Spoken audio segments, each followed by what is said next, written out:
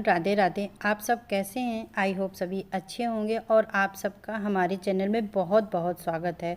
और आज की वीडियो में हम आपके साथ शेयर करेंगे अपने घर का मंदिर, जिसे मैं आपको बहुत अच्छे से दिखाने वाली हूँ। तो चलिए शुरू करते हैं अपना वीडियो। तो सबसे पहले मैं अपने मंदिर का एंट्री गेट आपको दिखाती हूँ। और ये मेरे मंदिर का ये दरवाज़ा है, जिसे मैंने बहुत अच्छे से फूलों से और फूलों की लड़ियों से सजा के रखा है। अब मंदिर है तो इसको सजा के भी रखना होता है, जिससे कि ये सुंदर लगता है। और हमारे मंदिर में सबसे पहले एक स्वास्तिक बना हुआ है, जो कि मेरे मंदिर में ही नहीं, मेरे घर के जितने भी दरवाजे हैं उन सब पर स्वास्तिक बनाया है। और स्वास्तिक शब्द का अर्थ ही होता है शुभ हो, कल्याण हो। स्वास्तिक भगवान श्री गणेश का स्वरूप भी माना जाता है और इसे बनाने से माँ लक्ष्मी की कृपा होती है। और मंदिर के मुख्य द्वार पर स्वास्तिक बनाने से सभी देवी देवताओं का आशीर्वाद भी प्राप्त होता है और नकारात्मक ऊर्जा तो घर में प्रवेश ही नहीं करती है। और मैंने इस तरह से फूलों की लड़ी और बंधनवार लगा रखा है, जो कि मंदिर को बहुत ही सुंदर बनाता है।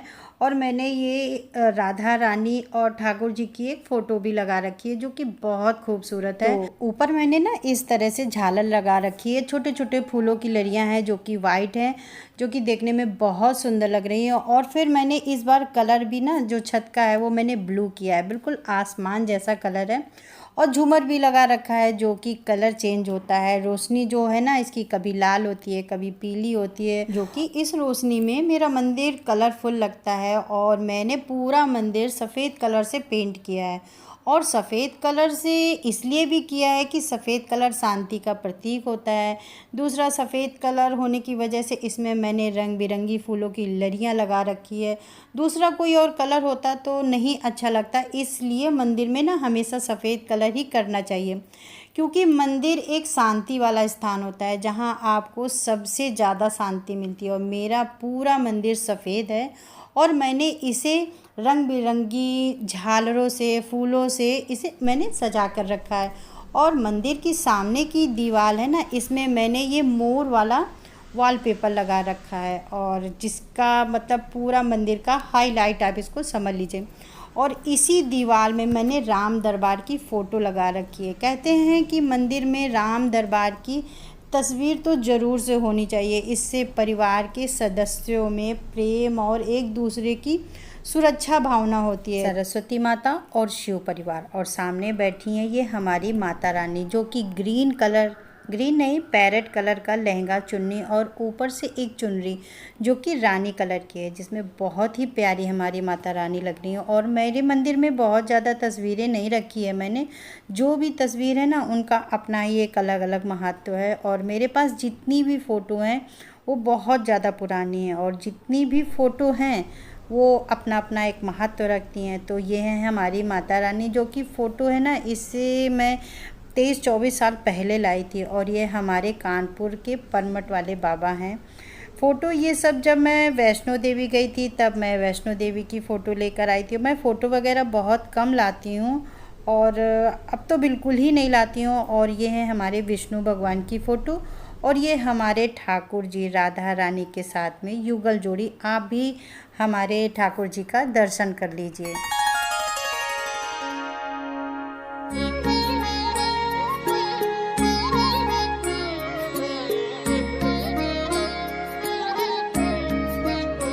लकड़ी से बना केदारनाथ का बहुत छोटा सा मंदिर है, जो कि बेहद खूबसूरत है, और इसे मैंने अपने मंदिर में रखा है। ये है हमारे बाल गोपाल, हमारे छोटे से लड्डू गोपाल, और गणेश भगवान, साथ में माता लक्ष्मी, और जो कि पीतल की हैं, तो इनका बहुत ज़्यादा श्रृंगार तो हम कर नहीं सकते हैं, तो इन्हें वस्त्र और माला पहना दिया है, जिससे माता रानी बहुत सुंदर लगती हैं। देखिए, भगवान को वस्त्र पहनाना, उन्हें सजाना, ये सब एक तरह की भगवान को सम्मान देना होता है। नहीं तो उन्हें कौन सजा सकता है जिन्होंने पूरी दुनिया को ही सजाया है।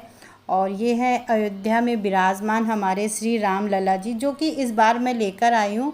अभी मैं अयोध्या नहीं गई हूँ, लेकिन फ़ोटो श्री राम जी की ज़रूर ले आई हूँ।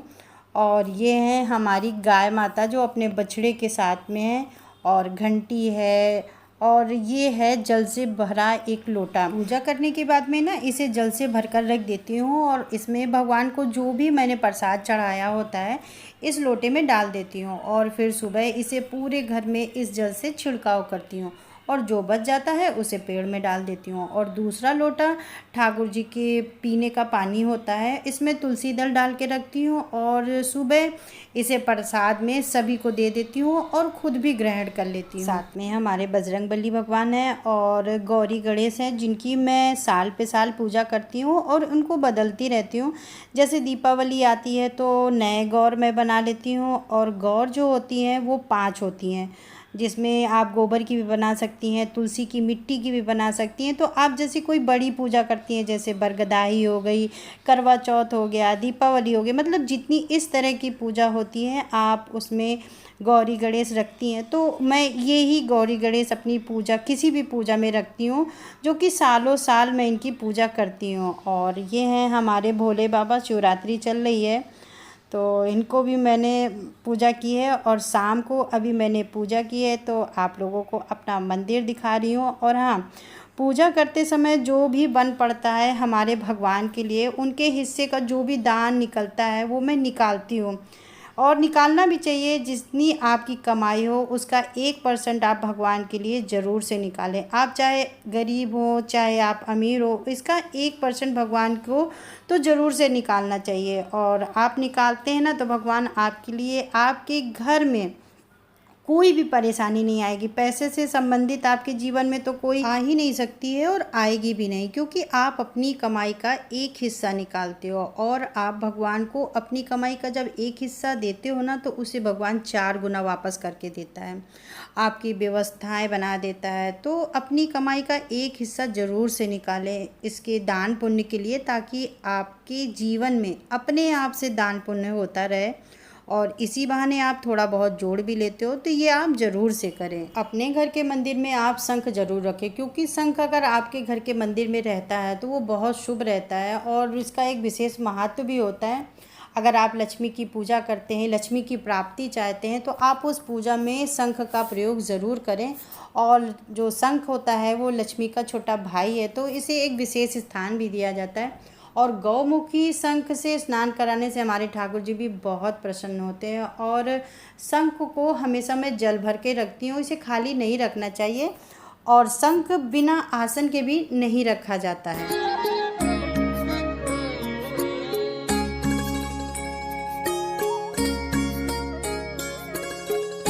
मोर के पंख से ठाकुर जी की मैं नज़र उतारती हूँ और इनके पास में लकड़ी की एक बांसुरी भी है।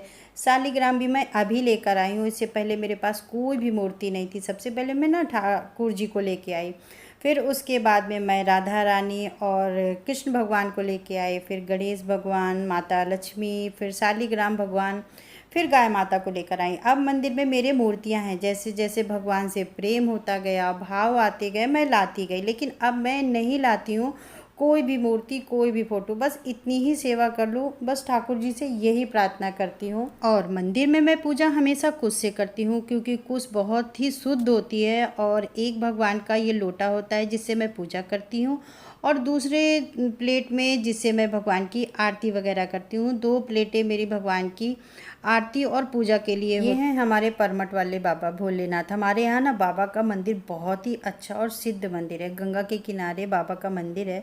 बड़ी महिमा है, बहुत ही ज़्यादा भीड़ होती है। बस हमारे यहाँ शिव परिवार नहीं है, बाबा ने चाहा तो ज़रूर से लेकर आऊँगी। और साइड में मैंने इस तरह से एक अलमारी बनाई है जिसमें मैं पूजा का जो भी सामान होता है, जो रोज़ ठाकुर जी की पूजा में सेवा में ज़रूरत होती है, जैसे चंदन हो गया, रोली हो गया, सुबह की पूजा में जो भी सामान होता है मैं यहाँ पर रखती हूँ। ठाकुर जी को लगाने के लिए ये चंदन, और ये चंदन असली है, और जब मुझे लगाना होता है तो पत्थर पर घिस के ठाकुर जी को लगाती हूँ। और इसे मैं मार्केट से नहीं लेके आई थी, ये मेरी सास का है और मैंने रामायण भी यहाँ पर रख दी है।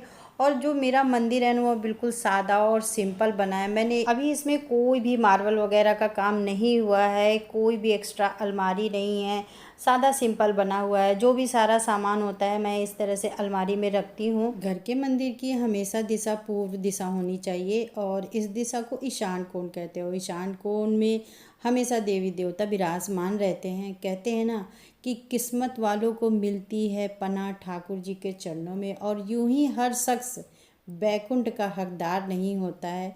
तो दोस्तों अब चलती हूँ और मिलती हूँ आपको नेक्स्ट वीडियो में। तब तक के लिए आप अपना ख्याल रखें। राधे राधे।